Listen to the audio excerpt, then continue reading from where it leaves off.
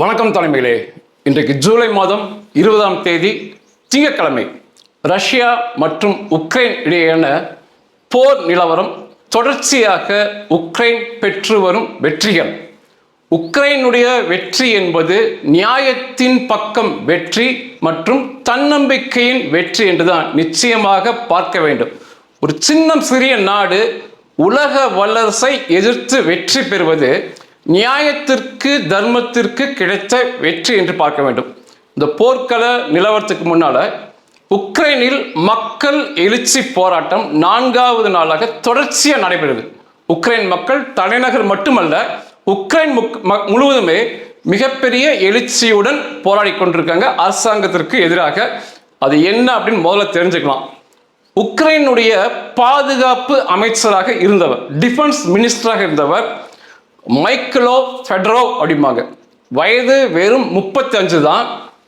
இவர் ஒரு successful businessman, வெற்றிகரமான வியாபாரி. பணத்துக்கு பஞ்சமே இல்லை. இந்த பாதுகாப்பு அமைச்சராக வருவதற்கு முன்னால உக்ரைன் அரசுல பல்வேறு பதவிகளை வகித்தவர். வெற்றிகரமான அவர் சார்ந்த துறையை வெற்றிகரமாக மாற்றி காட்டியவர் இந்த மைக்கேலோ ஃபெடரோவ். கடந்த 6 மாத காலமாக தான் இவர் பாதுகாப்பு அமைச்சராக மாற்றி அவருக்கு பொறுப்பு கொடுத்தாங்க. மிகப்பெரிய வெற்றியை உக்ரைன் பக்கம் பதிவு செய்தவர்.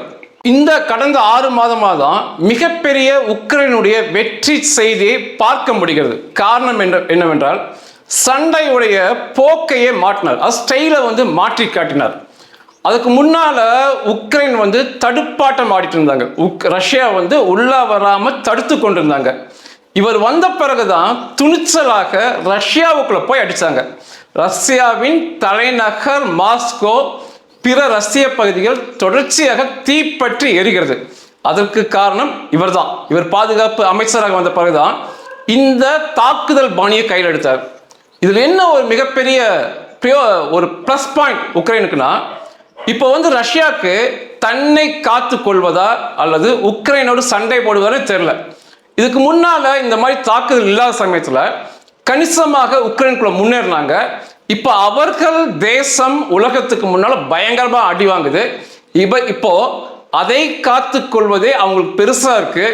மிகப்பெரிய அளவு தரையில முன்னேற்றம் ரஷ்யாவுக்கு இல்லை. இது அவர் பண்ணிய சாதனை. அதற்கடுத்து செயற்கை நுண்ணறிவு.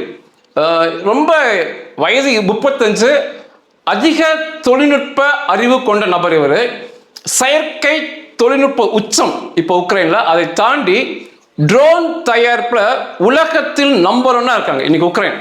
ஒரு வருஷத்துக்கு 1 கோடி ட்ரோன்களை தயாரிக்கிறாங்க, தாக்குதல் நடத்துறாங்க ரஷ்யா மேல. 1 கோடி ட்ரோன்கள். இனி வருகின்ற வருஷம் அது அப்படியே 2 மடங்காக 2 கோடியா மாற்ற போறாங்க. அதற்கு காரணமும் இவர்தான். இவர் ஸ்டார்லிங்க் ஓனர், இந்த டெஸ்லாவுடைய ஓனர், எலன் மாஸ்க்கு நெருங்கிய நண்பர் இவர்.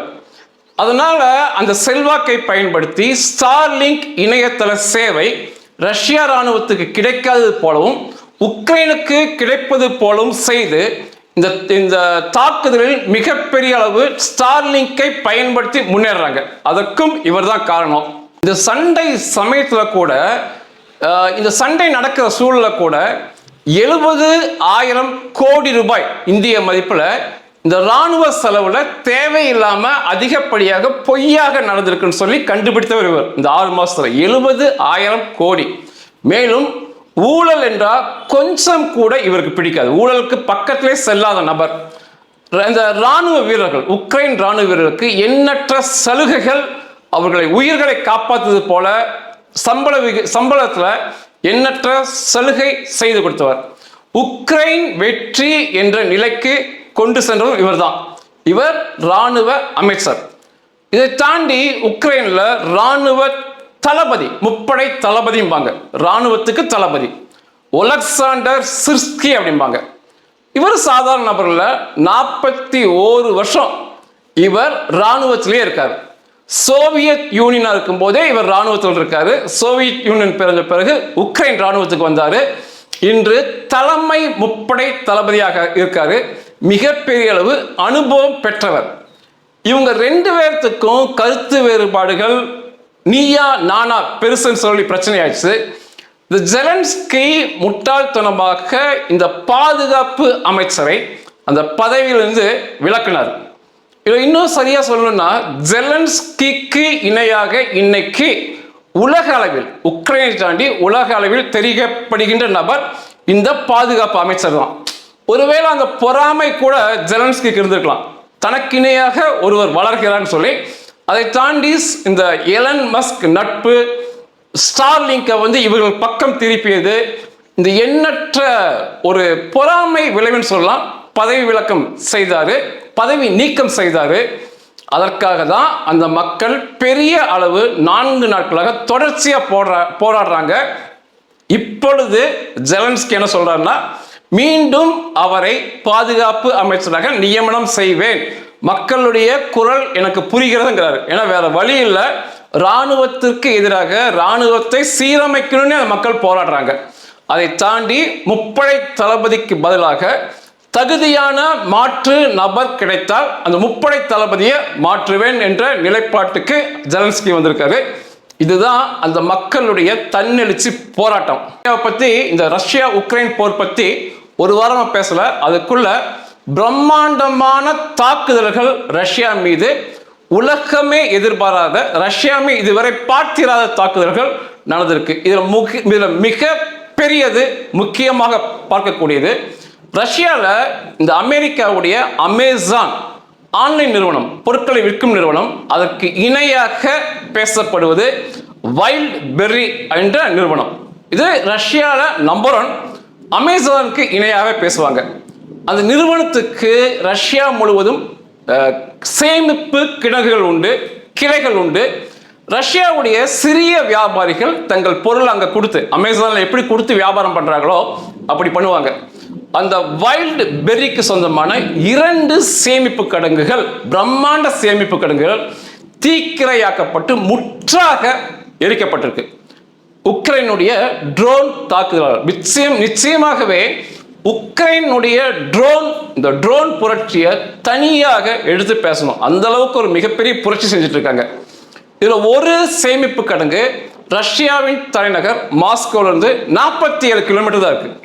இன்னொரு சேமிப்பு கிடங்கு ரஷ்யாவுடைய தலைநகர் மாஸ்கோவிலிருந்து 475 கிலோமீட்டர் இருக்கு.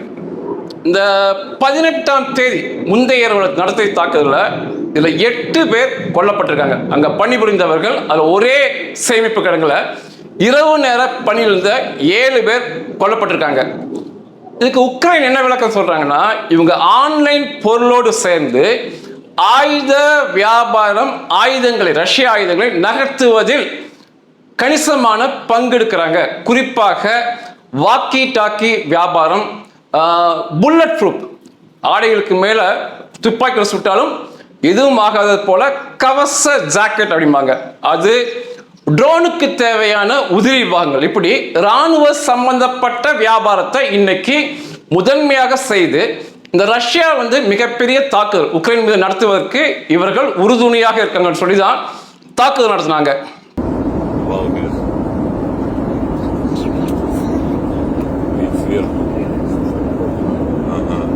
இதுல வைல்ட் பெர்ரி நிறுவனத்துக்கு சொந்தமான 15% சேமிப்பு பொருட்கள் முற்றாக எரிந்து நாசமாயிருக்கு. 108 சதுர கிலோமீட்டர் பிரம்மாண்டமான நிலப்பரப்பு, அதில் இருந்த கட்டிடங்கள் ஒன்றுக்குமே இல்லாம தீக்கிரையாயிருக்கு. 5000 சிறு வியாபாரிகளுடைய மொத்த பொருட்கள் எரிஞ்சு நாசமாயிருக்கு. இது பார்த்தீங்கன்னா இந்திய மதிப்பில் சொல்லும்போது 13,000 கோடி ரூபாய்கள். 1 கோடி ரூபாயை 13,000 தடவை எடுத்துடணும், அந்த அளவுக்கு பொருட்கள் நாசமாயிருக்கு.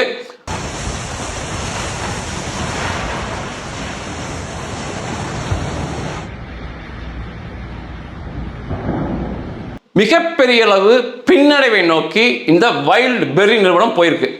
ஏற்கனவே ஒரு முறை நடத்தினாங்க இது மேல தாக்குதல். அதிலிருந்து இந்த நிறுவனத்தை காப்பாற்றுவதற்காக எண்ணற்ற வான் பாதுகாப்பு சாதனங்கள் அதை சுற்றி ரஷ்யா வச்சிருந்தாங்க. உலகத்தில் நம்பர் 1 வான் பாதுகாப்பு என்று ரஷ்யா சொல்லிக் கொள்வார்கள். S-400, S-300, இதே போல இப்ப S-500, இப்படி எண்ணற்றதை சொல்லி போலாம். இத்தனை வான் பாதுகாப்பை மீறி உள்ளே சென்று இவ்வளோ பெரிய நாசத்தை, அதாவது வானிலிருந்து பார்க்கும்போதே இந்த புகை மண்டலம் தெரிவது போல இதில் வந்த புகையினால ரஷ்யா முழுவதுமே ஏதோ சினிமா காட்சி போல புகையால் சூழப்பட்டு ஒரு பிரமிப்பை கொடுக்கும் தோற்றத்தையும் ரஷ்யாவிற்கு மிகப்பெரிய அச்ச உணர்வையும் வைல்டு பெர்ரி நிறுவனத்துக்கு மிகப்பெரிய பேரழிவையும் கொடுத்து தாக்குகிறது. Такой апокалипсис, блин. Солнце там пытается вылезти. அதற்கடுத்து ஜூலை 15-16 தேதி 12 மணி அந்த சமயத்தில் அடிச்சது. 16 அதிகாலை வரைக்கும் இந்த தாக்குதலை சொல்லலாம். ரஷ்யாவில் இங்கிள்ஸ் 2 என்ற இராணுவ விமானத்தளம் இருக்கு ரஷ்யாக்குள்ள. அதுல Tu-95 குண்டு போடும் பிரம்மாண்டமான விமானம் பாங்க. நீண்ட தொலைவு செல்லும், இது மிக நீண்ட தொலைவு செல்லும், பிரம்மாண்ட குண்டுகளை போடும். அதை தாண்டி ஏவுகணைகள் மூலமாக தாக்குதல் நடத்தும் இந்த Tu-95. இப்போ இந்த Tu-95 உற்பத்தி நிறுத்தப்பட்டு நவீன இதை குண்டு போடும் விமானம் செஞ்சுட்டு இருக்காங்க ரஷ்யாவில். இது 45 ஆரம்ப காலகட்டத்தில் இந்த வகை குண்டு போடும் விமானத்தை ரஷ்யாவில் செஞ்சாங்க. உக்ரைனிலிருந்து 800 கிலோமீட்டர் தாண்டி ட்ரோன்கள் சென்று அங்குள்ள வான் பாதுகாப்பு சாதனங்களை மீறி உள்ளே சென்று இந்த Tu-95 ஒரு பிரம்மாண்ட விமானத்தின் மேல தாக்குதல் நடத்தினதுல அந்த விமானம் 2ஆக பிளந்துருச்சு. வால் பகுதிக்கு சற்று முன்னால ட்ரோன் தாக்குதல் நடந்திருக்கு, அந்த பகுதி முற்றாக அழிக்கப்பட்டிருக்கு. இனி அந்த விமானம் அதாவது பயன்பாட்டிற்கு செய்யவே முடியாது, எடைக்கு தான் போடணும். இது ஒரு பிரம்மாண்ட போர் விமானம், நீண்ட தொலைவு செல்லும், பெரிய குண்டுகளை போடும். அதை தாண்டி 8 ஏவுகணைகளை கொண்டு சென்று எதிரிகளுடைய வான் பாதுகாப்பு சாதனம் பக்கத்திலே போகாம நீண்ட தொலைவில் இருந்த ஏவுகணைகள் வீசி மிகப்பெரிய தாக்குதலை நடத்தக்கூடியது. இதனுடைய இழப்பு மிகப்பெரிய இழப்பு. ரஷ்யாக்குள்ள வந்து Tu-95 முற்றாக அழிச்சிட்டு போயிருக்காங்கன்னா மிகப்பெரிய முற்றாக அழிச்சிட்டு போல, ஒரு வகை தற்கொலை ட்ரோன் தான் வருது, வந்து அழித்து ஒன்றுத்துக்குமே எல்லாம் பண்ணுதுன்னா இது ஒரு மிகப்பெரிய வெற்றியாக பார்க்கப்படுகிறது. இதுவரைக்கு இதை போல Tu-95 9 பிரம்மாண்ட போர் விமானங்களை உக்ரைன் ராணுவம் அழிச்சிருக்காங்க. நேற்று இரவு நடத்தப்பட்ட தாக்குதல் சம்பவம் இது மிக முக்கியமானது. ரஷ்யாவுடைய பதிலடிக்கு மீறி பயப்படாம திரும்ப நேற்று இரவு தாக்குதல் நடத்தியிருக்காங்க. இது ரஷ்யாக்குள்ள ஸ்டார்ஃபோல் என்ற இடத்துல நடத்தப்பட்ட தாக்குதல்.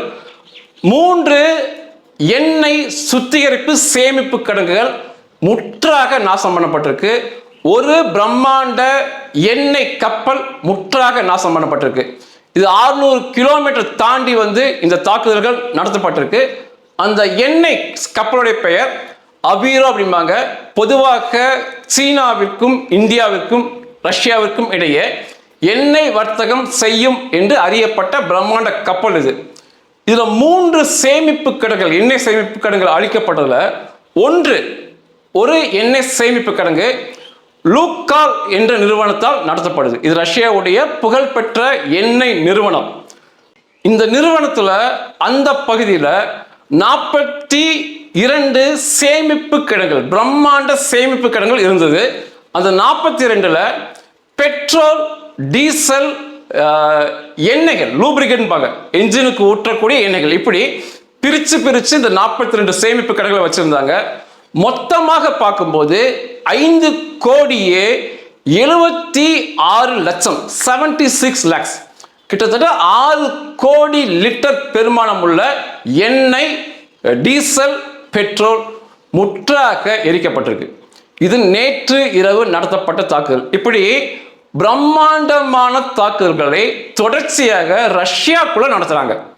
இது என்ன ஒரு ஆச்சரியம் அப்படின்னா, சண்டை ஆரம்பிக்கும் போது உக்ரைன் தன்னை தற்காத்து கொள்ளுமா அப்படின்னு தான் பேசினாங்க. அதுக்கப்புறம் ஒரு முறை ரஷ்யாவை ஏமாற்றி அந்த உக்ரைன் எல்லை அருகே பிரம்மாண்ட தாக்குதலை உக்ரைன் நடத்தி காமிச்சாங்க. அதுவே ஆச்சரியமாக பார்க்கப்பட்ட சமயத்தில் இன்னைக்கு ரஷ்யா வான் பாதுகாப்பு சாதனைகளை மீறி ரஷ்யாவுக்குள் சென்று இதை போல எண்ணெய் சேமிப்பு கிடங்குகள், ரஷ்யாவின் சம்பாதிக்கும் வாய்ப்புகள், ரஷ்ய இராணுவத்திற்கு துணை போகும் அமைப்புகளை ரஷ்ய தலைநகருக்குள்ளேயே போய் தாக்கி தகர்த்தளிக்கிறாங்க. நிச்சயமாக ரஷ்யாவிற்கு இந்த நிலையா அல்லது ரஷ்யாவிற்கு ஏன் இந்த நிலை அப்படின்னு சொல்லுகின்ற பரிதாப தோற்றத்தில் தான் ரஷ்யா இருக்கு. ரஷ்யா உக்ரைனை தாக்குவது வேறு, அது ஒரு மிகப்பெரிய விஷயமே இல்லை. மாபெரும் உலக நம்பர் 1 வல்லரசுன்னு சொல்லிக்கிட்டவங்க ஒன்றுக்குமே ஆகாது, ஒரு மாசம் கூட தாக்கு பிடிக்க மாட்டாங்கன்னு உக்ரைனை சொல்லும் போது அவர்களிடம் திணறி சரண்டருக்கு, இன்னும் போல சொல்ல போனா ஒரு நியாயமான மனிதன் ரஷ்யா ஆட்சி செய்தால் இந்த சண்டை இதோட போதும், நாங்க தாக்குதல் நடத்துவதற்கு முன்னர் எந்த பகுதியில் இருந்தோமோ அங்கு எங்கள் இராணுவத்தை வரவழைத்துக் கொள்கிறோம், சண்டை போதும் என்றுதான் சொல்வார்கள். ஆனா புட்டினுடைய பிடிவாத மூடத்தனம் இன்னுமே இந்த சண்டையை நீடிக்க வைக்கிறது. கடந்த 10 நாட்களுக்குள்ள இதை போல இந்த எண்ணெய் கப்பல், 4வது எண்ணெய் கப்பல் முற்றாக சேதப்படுத்தப்பட்டிருக்கு. இந்த 4மே ரஷ்யா, இந்தியா, சீனா இடையே எண்ணெய் வர்த்தகம் பண்ணி கொண்டிருந்த கப்பல்கள் தான் 4மே. ரஷ்யாவுமே கடந்த வாரம் இந்த 4 வருஷத்துல இல்லாத அளவு அந்த சரித்திர சாதனையாக ட்ரோன்கள் மற்றும் ஏவுகணை மூலமாக, குண்டுகள் மூலமாக உக்ரைன் தாக்கியிருக்கு. 1450 ஸ்ட்ரைக்கிங் ட்ரோன் அப்படிம்பாங்க. நீங்க ட்ரோன் அப்படின்னா கல்யாண வீட்டில் பொருள் வாங்கிட்டு வரக்கு எல்லாமே ட்ரோன் தான் சொல்லணும். ஆனா ராணுவ ரீதியாக சொல்லும் போது தாக்குதல் நடத்தும் ட்ரோன்கள் ஸ்ட்ரைக்கிங் ட்ரோன் அப்படிம்பாங்க. பிரம்மாண்டமானது 1450 ட்ரோன்கள் மற்றும் 1640 குண்டுகள், போலிமான குண்டுகள், மேலும் 99 பிரம்மாண்டமான ஏவுகணைகள் ரஷ்யாவிலிருந்து உக்ரைனை கடந்த ஒரே ஒரு வாரத்தில் தாக்கியிருக்காங்க.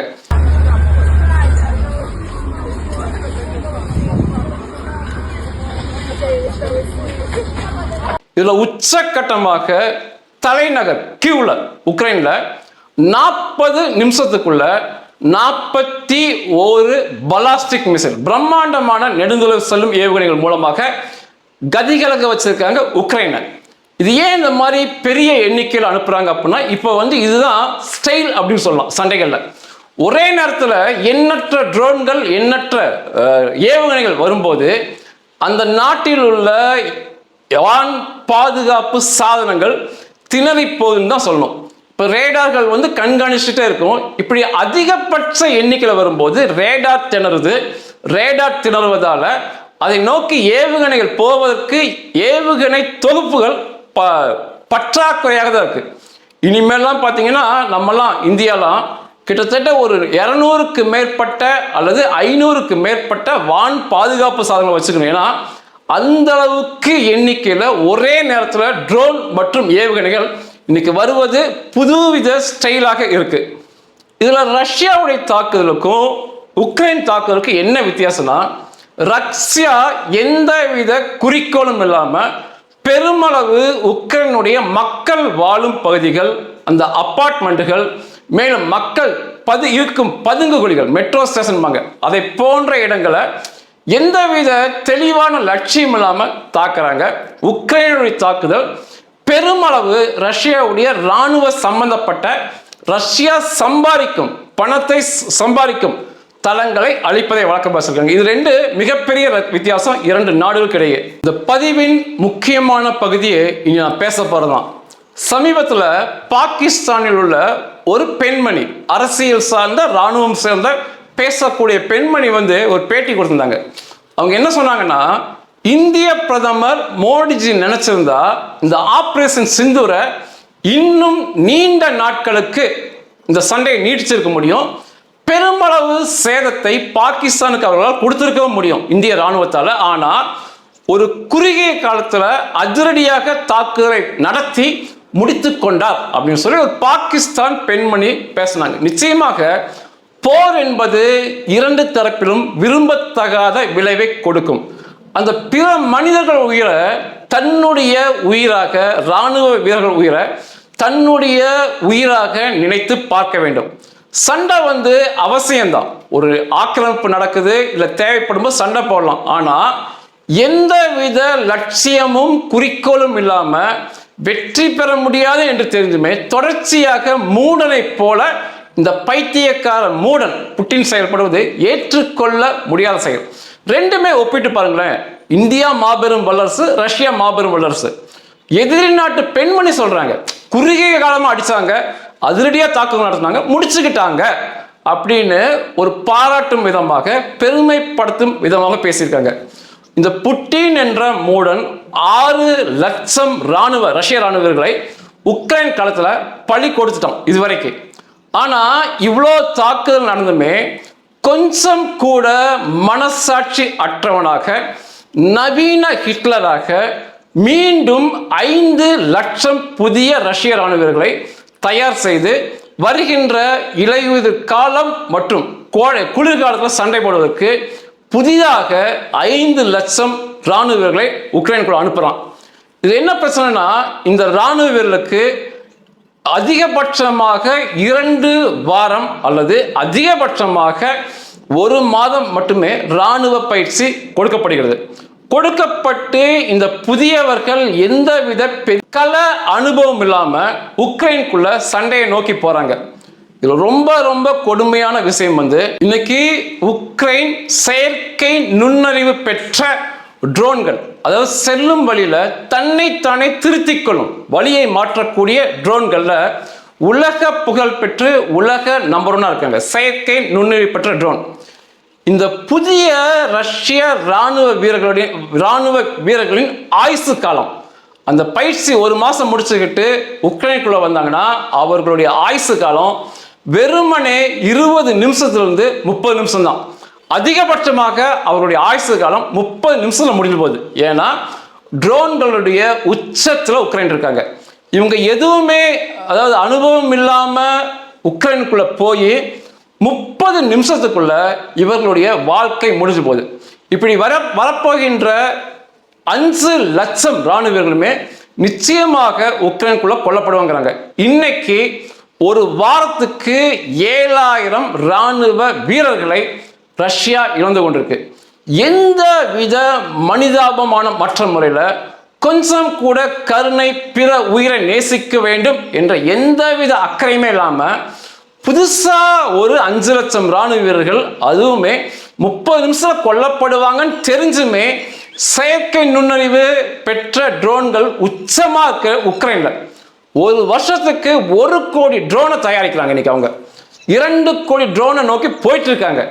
சண்டையில ஜெயிக்க முடியாதுன்னு தெரிஞ்சுமே இந்த ராணுவ வீரர்கள் அங்கே அனுப்பி பலிகடா ஆக்குவது கொஞ்சம் கூட ஏற்றுக்கொள்ள முடியாத செயல்.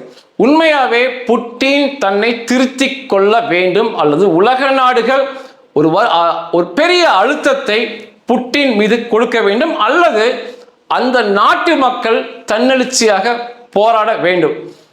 நிச்சயமாக உக்ரைன் மக்களுடைய தேசப்பற்று வியக்க வைக்குது. 2022 பிப்ரவரியில உக்ரைன் மீது பெரிய அளவு தாக்குதல் ரஷ்யா மூலமாக நடத்தப்பட்டது. அன்னைக்கு உக்ரைனுக்குள்ள 7 பிரம்மாண்டமான ட்ரோன் தயாரிக்கும் நிறுவனங்கள் இருந்தது. இன்னைக்கு 500க்கு மேற்பட்ட பிரம்மாண்ட ட்ரோன் நிறுவனங்கள், தயாரிக்கும் நிறுவனங்கள் உக்ரைனுக்குள்ள செயல்படுது. அதை தாண்டி வெளிநாடுகளில் செய்யறாங்க. உக்ரைன் வீட்டில் இருக்க மக்கள், ஆண்கள், பெண்கள், முதியவர்கள், வாலிபர்கள், சிறியவர்கள் எல்லாமே இந்த ட்ரோன் தயாரிப்புல அவர்களால் எந்த அளவுக்கு உதவ முடியுமோ அந்த அளவுக்கு உதவி செய்து இந்த ட்ரோன் தயாரிப்பு 1 வருஷத்துக்கு 1 கோடி என்ற கற்பனைக்கு மெட்டாத எண்ணிக்கையை சாத்தியமாக்கியதற்கு அவர்கள் தான் காரணம். இன்னைக்கு திரும்ப அது 2 மடங்கா மாற்ற போறாங்கிறது ரஷ்யாவிற்கு மிகப்பெரிய பிரச்சனையா மாறும். ஏன்னா இதுவரைக்கு ரஷ்யாவில் நடத்தப்பட்ட அழிவுகள், உக்ரைன் நடத்திய தாக்குதல்கள், அழிவுகள் எல்லாமே 80%, 80% உக்ரைனுடைய ட்ரோன்களாலேயே நடத்தப்பட்டிருக்கு. உக்ரைன் பெரிய அளவு போர் விமானங்களையோ ஏவுகணைகளை நம்பாத விட்டுட்டு இந்த சிறிய ட்ரோன்களை மூலமாக மிகப்பெரிய அளவு ரஷ்யாவை பேரழிவுக்கு கொண்டு போறாங்க. ஆனா எந்த வித ஒரு மனிதாபமானம் அல்லது ஒரு அறிவு எதுவுமே இல்லாம இத்தனை லட்சம் ரஷ்ய ராணுவ வீரர்களையும் பறிகொடுத்த பின்னும் புதிதாக 5 லட்சம் பேரை அனுப்புவேன் என்று சொல்லி புட்டின் சொல்வது மக்கா முட்டாள்தனம். இது ரெண்டுக்காக தான் இந்த பதிவு, ரஷ்யா பதிவு கொடுத்தாங்க. ஒன்று, புட்டினுடைய சர்வாதிகாரம், ஹிட்லரை தாண்டிய மனப்பான்மை, அது ஒன்று புரியணும். இரண்டாவது, மிகப்பெரிய தன்னம்பிக்கையை உக்ரைன் நமக்கு கொடுக்கும். நன்றிகள்.